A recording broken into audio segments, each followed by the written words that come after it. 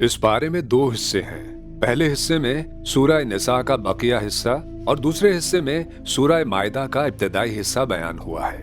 पहले हिस्से में 3 बातें बयान हुई हैं। यहूद की मजम्मत, नसारा यानी ईसाइयों की मजम्मत, अहकामे मीरास।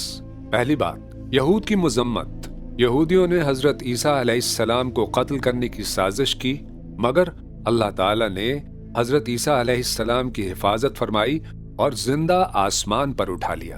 और यहूद अपनी बदआमालियों, अहद शिकनी, आयात इलाही का इनकार और अंबिया की मुखालिफत पर मजम्मत के मुस्तहिक ठहरे। दूसरी बात, नसारा की मजम्मत। नसारा यानी ईसाई हजरत ईसा अलैहिस्सलाम के बारे में हद से बढ़ गए और उन्हें अल्लाह का बेटा करार देकर बाप, बेटा और रूहुल कुदस पर मुश्तमिल अकीदा तस्लीस इख्तियार कर लिया। तीसरी बात, अहकामे मीरास। बहनों के हिस्से बयान किए गए। अगर एक बहन हो तो उसको आधा मिलेगा और एक से ज्यादा को 2/3, और अगर भाई भी हो तो लड़के को लड़की से दुगना मिलेगा।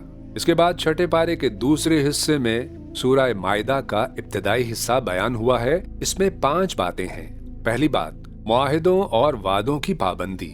यहाँ ये हिदायत दी गई है कि चाहे वादा अल्लाह के साथ हो या लोगों के साथ, हर जायज अहद और मुआहिदे को पूरी ईमानदारी के साथ निभाओ। दूसरी बात, हराम चीजों को बयान किया गया है, मसलन बहने वाला खून, खंजीर का गोश्त और गैर अल्लाह के नाम पर ज़िबा किया गया जानवर। तीसरी बात, तहारत का बयान हुआ, वुजू, तयम्मुम और गुस्ल के मसाइल। चौथी बात, हाबील और काबील का किस्सा।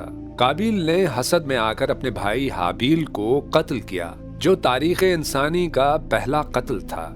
इस वाक़े को बयान करने के बाद कत्ल और चोरी जैसे जराइम की सख्त मुमानियत और सजाओं पर हुक्म दिया गया। पांचवी बात, यहूद व नसारा की मजम्मत। यहूद व नसारा खुद को अल्लाह ताला का बेटा कहलाते थे, हालांकि उन पर अल्लाह का अजाब भी आता रहा।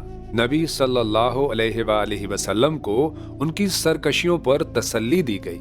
मुसलमानों को उनसे दोस्ती से रोका गया और हजरत दाऊद अलैहिस्सलाम और ईसा अलैहिस्सलाम की जबान से उन पर लानत फरमाई गई और आखिर में वाज़ेह किया गया कि ये तुम्हारे खतरनाक दुश्मन है। यूं गुजारें इस बरस रमजान को, अब समझ के पढ़ना है कुरान को।